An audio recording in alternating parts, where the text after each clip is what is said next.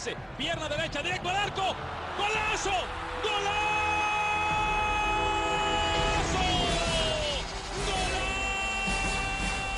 The world of football with a soccer perspective.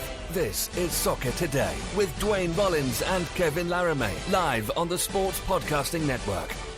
Good day, good night, and welcome to Soccer Today for August 21st, 2019. I'm Kevin Laramee, joined by Duane, Rollins as always, and I thought it was the 4th, but it might be the 5th annual college soccer preview with Travis Clark of TopDrawer Soccer. Travis, how you doing today? I'm doing well. It's happy to be here once again. I think, Travis, when I started to talk to you about college soccer, I had a full head of hair. I was youthful and full of spirit and optimism. But, things have changed. On that note, Travis, let's just start with a place setting of the overall NCAA season this year. I noticed something jumped out when I was looking at the preseason rankings. And it's a high Eastern, not biased, but high Eastern heavy ranking top 10s. I think there was something like 18 of the top 20 were Eastern schools ranked on the men's side. It was a little bit better on the women's side in terms of an East-West split, but it was about a 15 to 5 split on the women's side. Why is so much talent in the East right now? Well, for the men's side, it's a pretty easy. There's just a lack of Division I men's programs to an extent. That's kind of the easy answer. Obviously, Stanford's been doing really well on the men's and women's side, but UCLA is in a really interesting spot.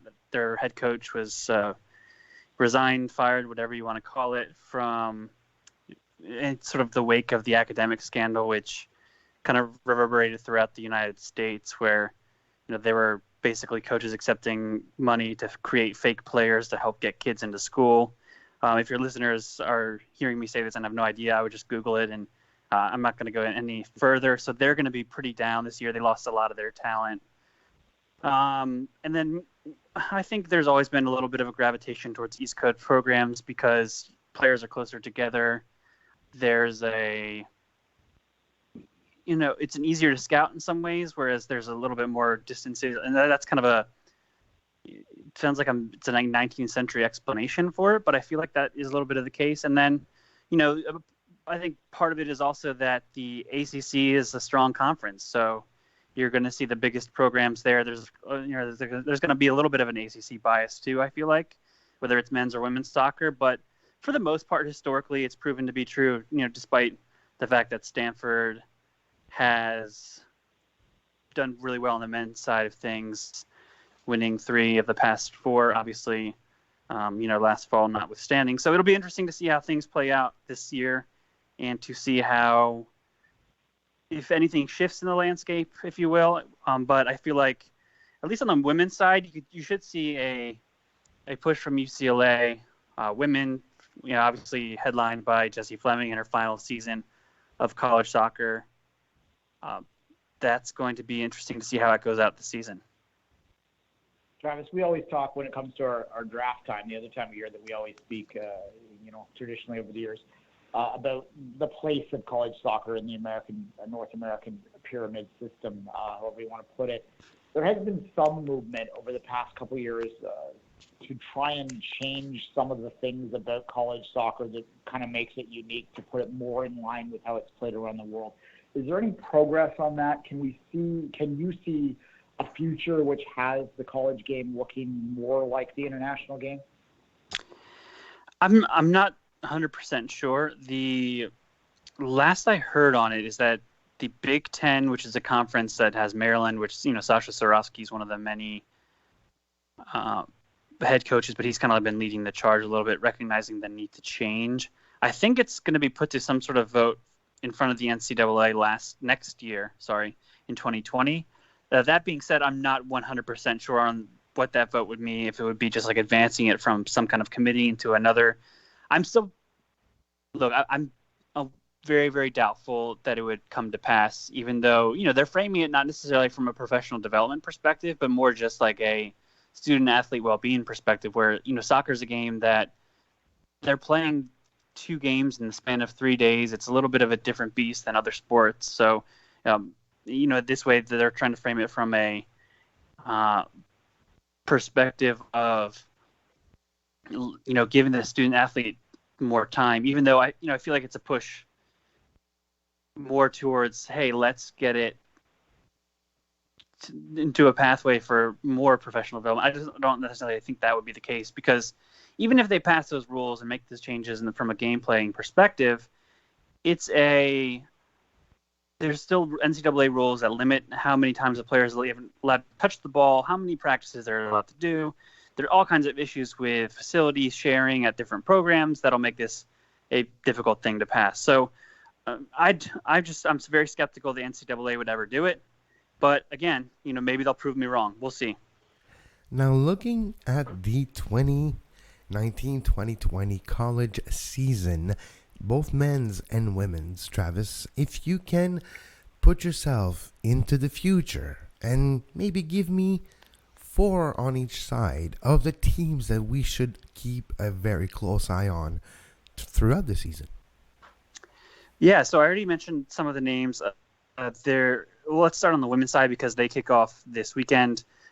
Obviously you have the defending champions, Florida State. They should be a force to be reckoned with once again, where they've returned a lot of their players. They lost a little bit of their depth. They graduated a few players, but they bring back plenty of talent. Yuji Zhao and Jalen Howell are sophomores. They're both midfielders for their respective youth national teams. Zhao being a Chinese youth national team player, and Howell being a Canadian. Not a Canadian, a U.S. Sorry. They do have a Canadian on the team, Gabby Carl, who's back as well. So there's a lot of pieces in place. Stanford women's program, they lost their defenders, Alana Cook and Tierna Davidson, so have some rebuilding, retooling at the back. But Katarina Macario is arguably the best player in college soccer. She's somebody to keep an eye on as well. Then, of course, I mentioned UCLA, which should be primed for a push on the women's side. Of course, just to be specific, I talked about their men's program being down. And then I'm curious to see what North Carolina can put together. They've been bringing in blue chip recruits, but the game has obviously, I don't want to say passed them by too strong, but at minimum caught up to them. They made it to the national championship last fall, bring a lot back, but also lost a lot, as college programs are wont to do. And, there's a good bit of overlap on the men's side as well. You can look at Stanford men's program, winners of 3 of the last 4. Obviously, Maryland pipped them to it last fall. But the Cardinals should be back. They brought in 2 of the better attacking players that actually are going to college. This kid, Useni Buddha from prep school. He's from Africa, but played prep soccer in the Northeast. Sort of like a name that Canadian... He didn't play at the same school as Jacob Schaffelberg, if a name that Toronto fans would at least be somewhat familiar with. He's somebody to watch. I think he can fire right away as a freshman, maybe get in the conversation for MLS Generation Adidas stuff if they can convince a kid from Africa to leave a Stanford education behind, which I would be skeptical if that happens. I think North Carolina could also be, pretty good on the men's side as well. There's going to be issues for them in scoring goals, but their head coach, Carlos Zamorano, always has a pretty organized team. He builds around them pretty well, and I think if they can find goals, they should be a handful. Mauricio Pineda is one of their big pieces in the midfield. He's a Chicago Fire Academy player that probably has little desire to play for the Chicago Fire. Who knows what is going on there, but I think I'll leave it at that. Wake Forest, once again, should be in the mix. They play some of the prettiest soccer in the country. They also have lots and lots of talent coming back. Obviously, some holes to fill. Brad Dunwell in midfield.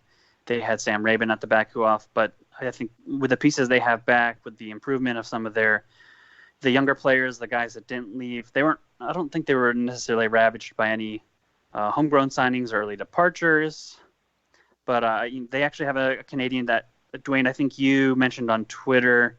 He played at League One Ontario, Alistair Johnston, who was kind of a in and out of the starting lineup, can play midfield, can play outside back, but a name for Canadian fans to watch if they want to watch some actual decent soccer at the collegiate level.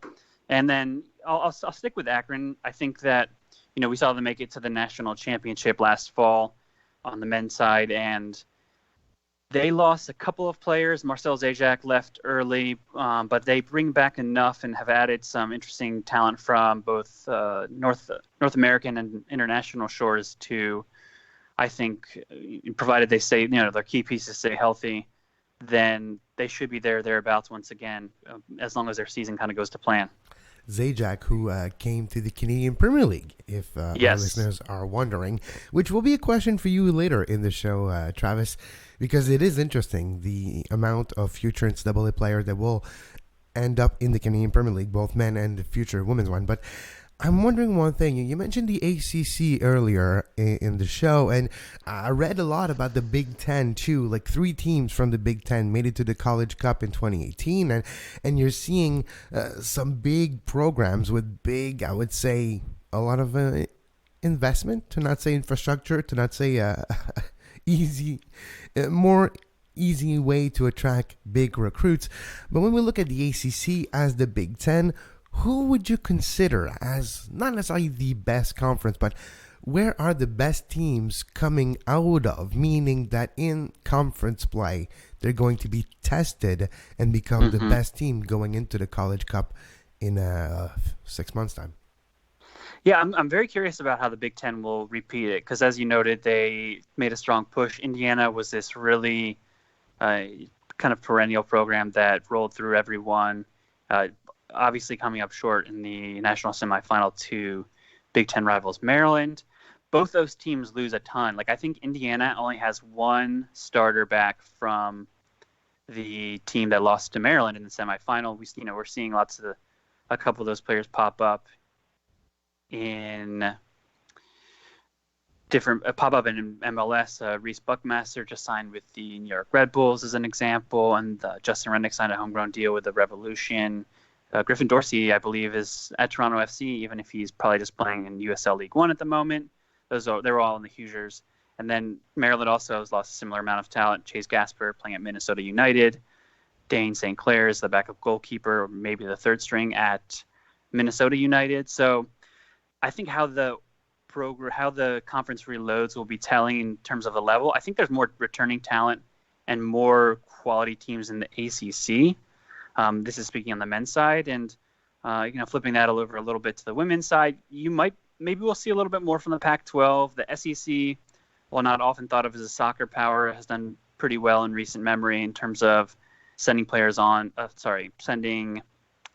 into the NCAA tournament. So obviously the women's side's a bit different with the 64 team field versus the 48 on the men's side, but I don't think there's going to be too many shocks or surprises. And a lot of these coaches know that if they're not in one of those conferences, they need to really beef up the schedule in order to get into the tournament if they're not the automatic winners in the conference tournament. So, it's a puzzle piece, and you got to put together in the span of about a month and a half to really be competitive. So that can lead to some surprises. But that being said, I don't think there's a program that really jumps out to me that's going to put together something kind of crazy, like we saw Kentucky, for an example, last fall on the men's side, where I didn't really see it coming, but I think they have a lot of players back that it could be more than just a kind of a one-off successful year.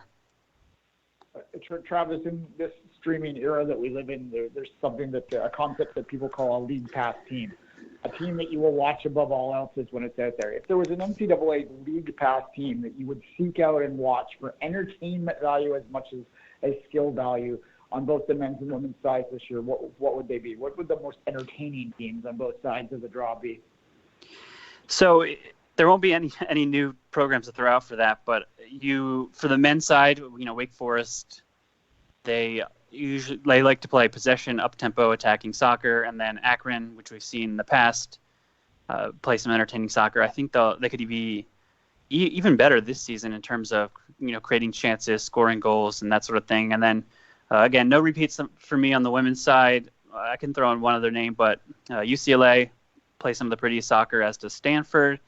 Then the University of Virginia women's team as well. So those are kind of 5 programs. I'm not sure how available they would be at north of us, but with you guys in Canada. But if you are, I think ESPN carries a lot of that stuff So depending on how those rights kind of transfer over, it could be possibilities. Oh, obviously, the Pac-12 programs I mentioned would be on the Pac-12 network, and I would know even less about how that works in Canada, but I'd be curious to know if those kind of games would be available simply to see Jesse Fleming's last hurrah in college soccer. There is a few channels available in Canada. There's I remember watching the Big Ten Network, and I remember watching as well CBS Sports All Access and other platforms like this. So depending on which conferences, sometime it is watchable, or you can always usually it's not geo-blocked, so you can probably watch and stream online for those college games.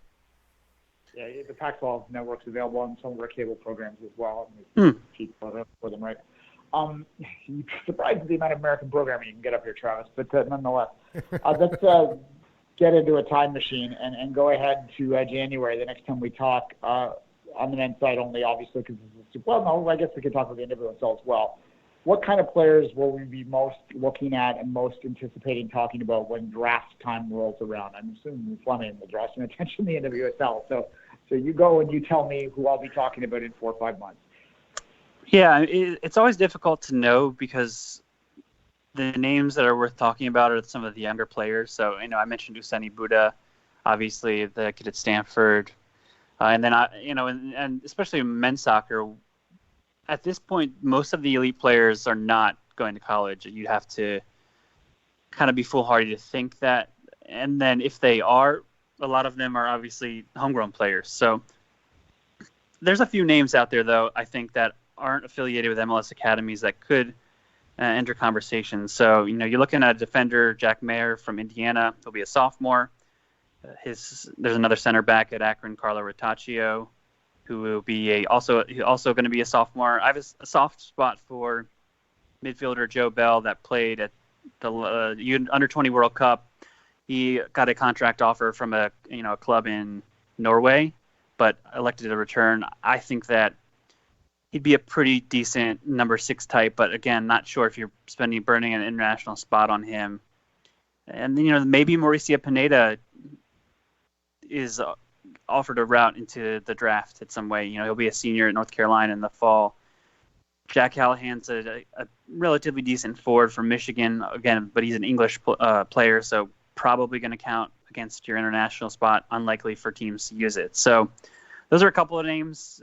Josh Penn's a forward at Indiana. Stefan Stojanovic and Patrick Schulte will be playing their freshman seasons at St. Louis, and both played at a U.S. club called Sockers FC in the Chicago area. Obviously not in the Fire Academy, but 2 of the better recruits that are hitting college soccer this fall. So those are some of the names out there. On the women's side, it's a little bit more straightforward. Kaylee Riel at Penn State. She'll be a senior center back. I think she could be one of the top picks in an NWSL draft. Then, of course, it'd be really interesting to see what exactly Jessie Fleming decides to do. I would imagine, given the exposure she's had and her experience, that she'll look to sign somewhere overseas. And you add in the complication for Canadian players, and it's almost a no-brainer at that point. Dana Castellanos is a Venezuelan forward from Florida State who she can flatter to deceive at times, but I think if you're the NWSL, you want to make a strong push for attacking talent. However, I think she'll follow Fleming and go abroad. Domestic players probably sticking to like an Allie Watt at Texas A&M. She's somebody. Ella Stevens is a cerebral midfielder at Duke, but I think her talents could be best suited going abroad. So, it's in some ways it's trickier in the NWSL because then you add in the fact that some of the players, even the best players that you think could be pros, just decide to say, "Hey, I'm done playing soccer and I'm not going to pursue this professionally," and the money just isn't there. So I'm going to go make 6 figures at at Duke. So those are just some of the names to keep an eye on, and it'll be interesting to see what plays out on both sides. Travis, we do appreciate your time and especially your knowledge as well. It's a vast well of knowledge that I love to go take a drink in.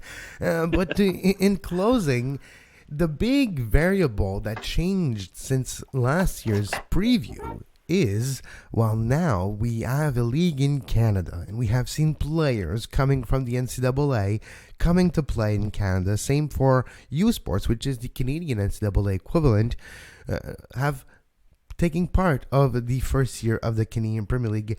How does it change, if it does change anything, the Canadian Premier League for college players coming out of their college career, or like Marcel Zajac you mentioned earlier, quitting the college career because of the professional opportunity that they have been given? Does it change a bit I would say that the landscape of professional employment for players finishing or in their second, third year of university, having the bright lights or more, not necessarily that bright, but the lights of the professional career attracting them? Yeah, no, I mean, look, it's like any line of work where the more jobs you have, the better, the more opportunities there are for younger players or people looking to break into a certain field. The more quote unquote entry level jobs you have, the better. And obviously that's something that the Canadian Premier League offers to not just men, but when is the women's league launching? I haven't really followed that news, but is that something that's supposed to follow? It's a few years away, but okay. it is into progress. I honestly think that would be in many ways a bigger boon, depending on how it works out financially for some of the women's players, because you see every season there are Canadian players in the NCAA ranks here on the women's side that are certainly professionally good enough to play professional soccer somewhere should they desire it. And a lot of the times the NWSL isn't an option because of the sort of roster constraints that teams must face with the Canadian players counting as international. So I think that's a big development. Then the other thing for me, where I sit, I haven't, again, tracked the first year of the Canadian Premier League. I just have only so many hours in the day to follow. But I think one thing that you might see more and more is some of the players that played for the Unionville Milliken soccer clubs, the Vaughan SCs, the Sigmas. I feel like you might see some of those players maybe still come to the NCAA, but after a year or two, if they can build up enough recognition and scouting, they'll then sign for one of the teams in the Canadian Premier League as kind of their next step in the process, as opposed to playing the 4 years at the men's NCAA school. I think maybe like a Callum Montgomery wouldn't have lasted, as an example of a name that he hasn't played much at FC Dallas this year, but he's a kid from Vancouver Island, and went to play 4 years at the University of Charlotte, and now he's playing for an MLS team. But maybe in 3 to 4 years' time, someone like that doesn't end up spending the entire 4 years because they'll play well enough that a Canadian Premier League team will make a big enough offer. And I think a lot of it too will depend on how the league does and how the Canadian Premier League works with MLS, and is there going to be any kind of player movement? Can it be not necessarily a feeder for the league, but a stepping stone for some of the better players? So maybe you see an 18, 19-year-old, even American, try to go that route, again, depending on how roster restrictions work or what have you. So it's going to be interesting to see. It's definitely a good thing for the players because it's more jobs and hopefully more opportunities down the road. Travis Clark of TopDrawer Soccer, thank you very much for your time today, Travis. We do wish you a great first weekend of the women's college season and a great season overall in the NCAA soccer world. Thanks, guys. Have a good one. And we'll be right back after this short break to close today's show.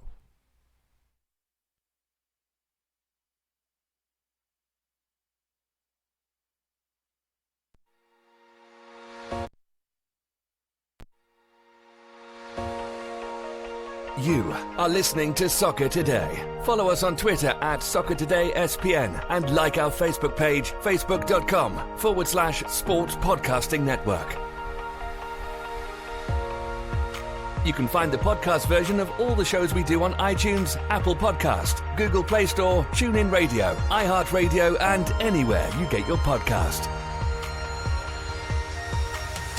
If you're looking for more information on the NCAA college soccer season and college soccer and development of soccer players in general, I suggest you visit Travis's work, TopDrawerSoccer.com, to get all the info that you are looking for. Duane, to finish the show today, last night there was a 2 Leagues Cup game, the semifinals, and we had Tigres, Club America, and we had Cruz Azul and the Galaxy. I'm not going to lie, I didn't really pay attention to the Cruz Azul one, but it happened to be on my television for Club America versus Tigres, and it finished in penalties and 2-2 because of an own goal of a Club America player late in injury time, extra time of the second half. But the interesting part to me was the penalty aspect, which turned out to be not important, that penalty, but it's 3-2.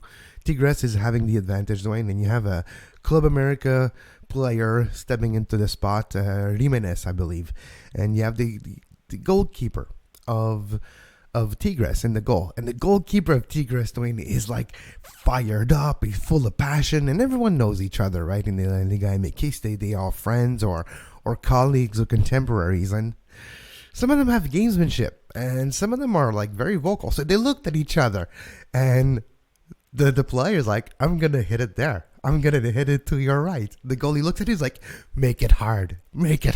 I can take it. The player's like, okay. And he hit the hardest penalty I've ever seen. The keeper puts a hand on it, but still hands up in the back of the net. The keeper is mad. I didn't do my shot. Then he turns around and walks toward the player, gives like a handshake, and like, yeah, that was fun. That was a good moment. I kind of enjoyed seeing that. Yeah, it's the Leagues Cup. Nobody cares. It's a rivalry, I guess, Club America versus Tigres. But that moment, that exchange between the penalty taker and the goalkeeper, that's what sports is all about. Yeah, it's also not happening outside of something like the Leagues Cup, right? I mean, that's true. Competition, but is it? So, yeah, they're trying to win. They're trying to have fun. They're professionals. They're competitive. But at the end of the day, they're looking at a penalty shootout in a game that they probably consider a friendly as much as anything else, and they're going to have some fun with it. So, yes, you can appreciate it on a sporting level that way. A competitive level, different debate, and that's why we didn't preview the Leagues Cup semifinals yesterday. But it was worthwhile, and I guess fans in Houston like to go see Tigres and Club America way more than they like to go see the Houston Dynamo, because it was jam-packed for the game yesterday, which is not the case usually for a Dynamo game, but I guess that's a discussion for another day. If you like what Duane and I do on a daily basis, I suggest you help us retweet the show, share the show, help us spread the good news. You can also help us by subscribing to our podcast, subscribing to our YouTube page, Facebook page, and make sure you follow us on Twitter at Soccer Today SPN, at Kev Laramee for myself, and at 24th Minute for Duane. And also, make sure you go to our Patreon page, patreon.com/sportspodcasting network. Today, a little later today, on our Patreon exclusive feed, we will have an interview with Carmine Sacco, master soccer coach of York University for the York Lions, also assistant coach for York 9. So we'll be talking about U Sports, talk about York University later on the Two Solitude Soccer podcast with Carmine Sacco. And until then, until tomorrow, for another edition of the World of Football with a Soccer Perspective, I'm Kevin Laramee, and for Duane Rollins, we do wish you a great soccer.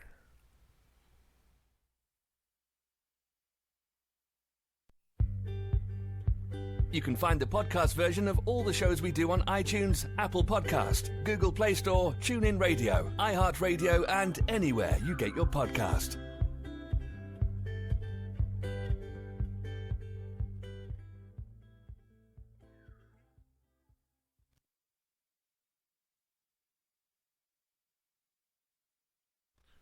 All right. Talking half hour. Half an hour? Okay, good.